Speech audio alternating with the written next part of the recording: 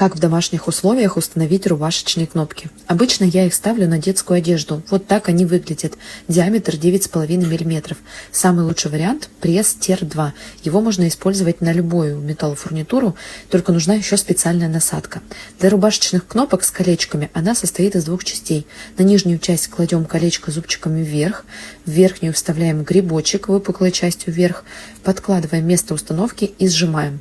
Вторую часть кнопки вставляем вот таким образом, не перепутайте. Вниз также колечко. Сжимаем.